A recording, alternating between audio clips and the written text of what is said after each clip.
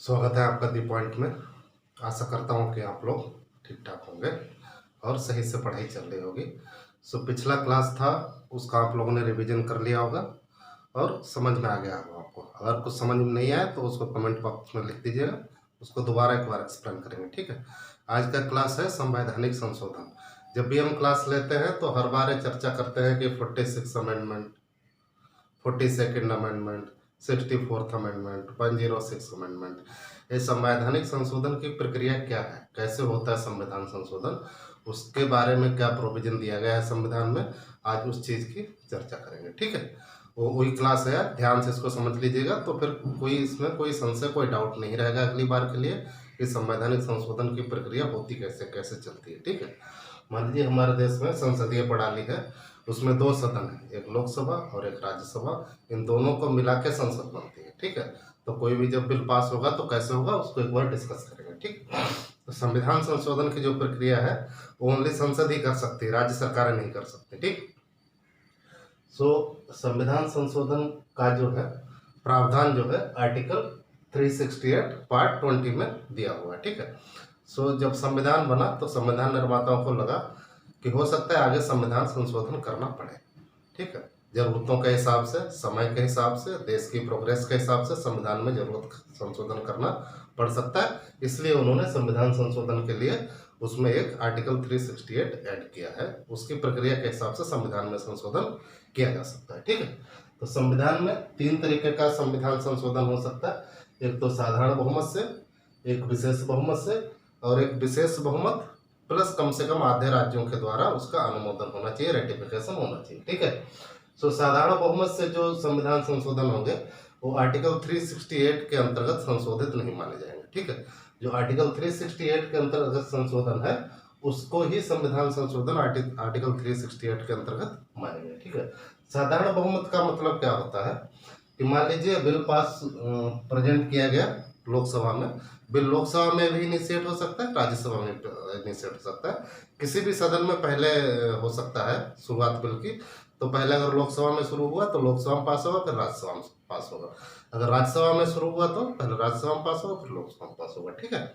साधारण बहुमत का मतलब यह है, मान लीजिए कि लोकसभा में बिल पेश हुआ, ठीक है, तो उस समय प्रेजेंट कैंडिडेट लोकसभा के 400 है तो बहुमत हो गया 201। ठीक है। इसका मतलब लोकसभा से बिल पास हो गया। राज्यसभा में जब बिल पेश हुआ तो मान लीजिए उसमें 200 प्रेजेंट है तो इसका बहुमत हो गया 101, तो राज्यसभा से बिल पास हो गया। ठीक है। लोकसभा राज्यसभा, तो लोकसभा से भी पास हो गया, राज्यसभा भी पास हो गया।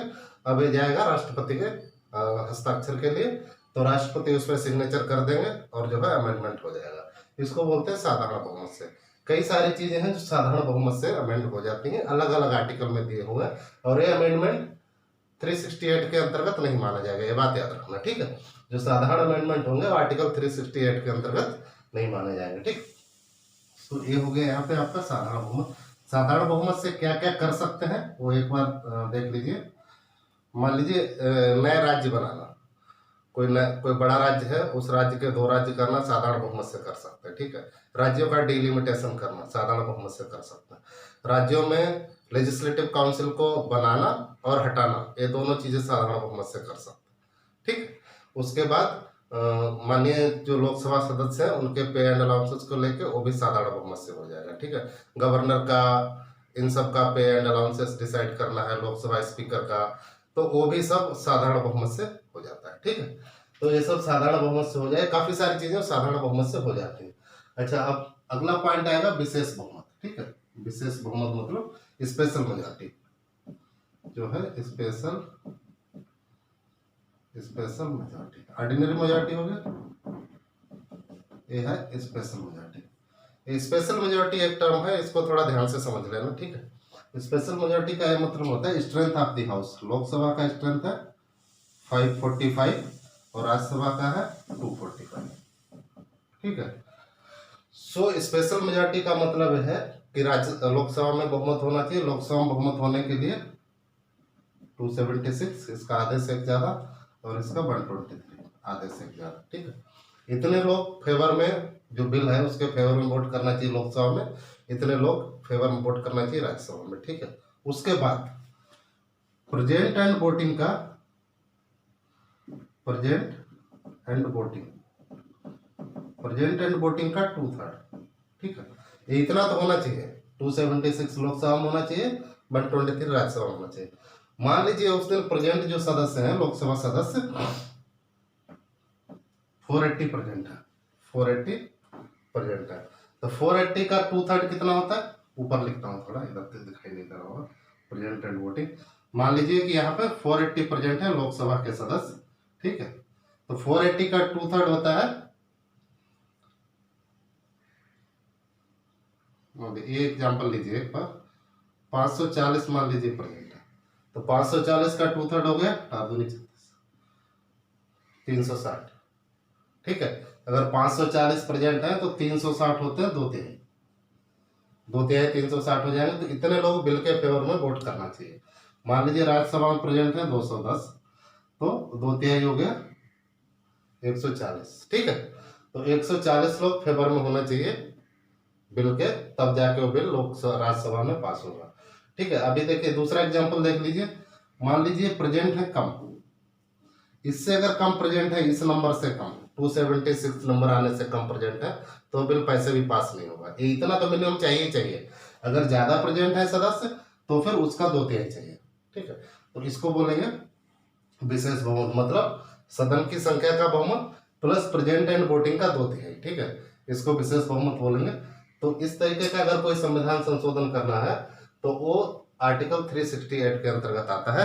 और इसमें जो संविधान है, जैसे फंडामेंटल राइट्स चेंज करना है, मूलभूत अधिकारों में कुछ परिवर्तन करना है, तो वो संविधान संशोधन इसके अंतर्गत आएगा। डीपीएसपी में कुछ चेंज करना है, directive principles of state policy में कुछ चेंज करना है, वो भी संविधान संशोधन आर्टिकल 368 के अंतर्गत आएगा। इस तरीके का जो मेजोरिटी है उसमें आएगा। ये चीज समझ में आ गया हो। तो स्ट्रेंथ ऑफ द हाउस, मान लीजिए कि सदन में सदस्यों की संख्या किसी कारणवश इलेक्शन नहीं हो पाया, लोकसभा में सदस्यों की संख्या मान लीजिए फॉर एग्जांपल 530 है, तो इसका मतलब उसका आधा नहीं, ठीक है।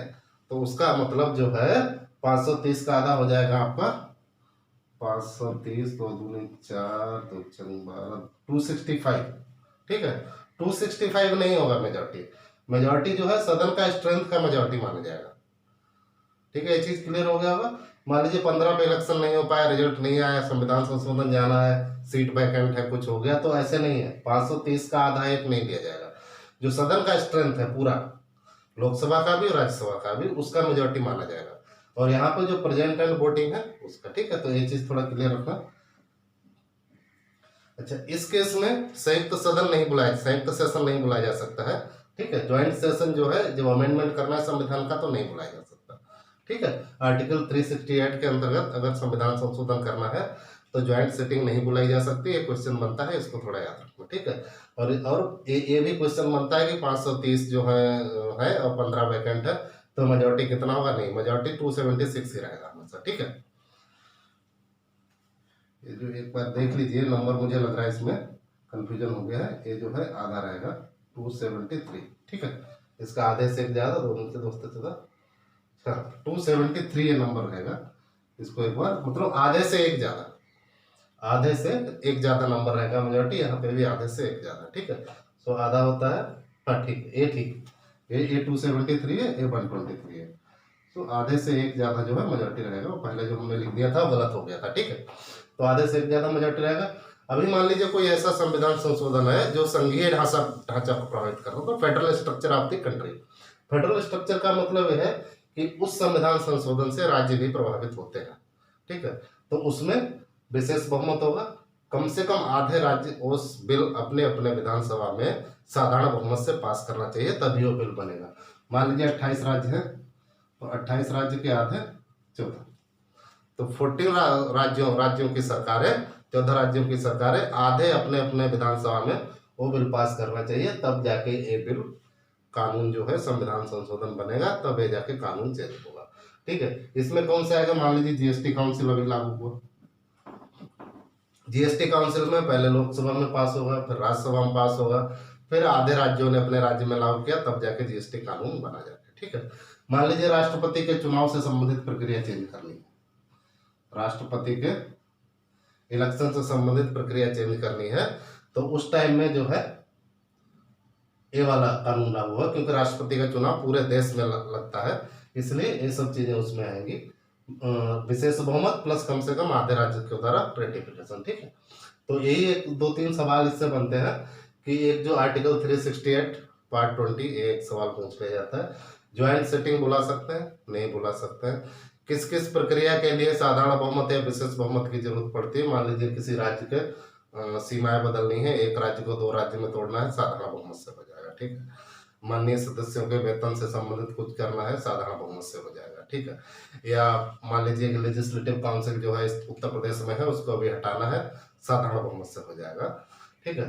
लेकिन उसमें लेजिस्लेटिव काउंसिल में एक चीज क्या है कि वो जो लेजिस्लेटिव काउंसिल हटाना है या ऐड करना है, उस बिल का जो है जो प्रस्ताव जो है वो कंसर्न राज्य से जाना चाहिए। यही एक सुविधा राज्यों को दी गई है, अधिकार दिया गया है। इसके अलावा और संविधान संशोधन का बिल जो है राज्यों में शुरू नहीं हो सकता, राज्यों में प्रस्तावित नहीं हो सकता। इसके अलावा जीएसटी काउंसिल शुरू करने और जीएसटी काउंसिल हटाने के अलावा, ठीक है।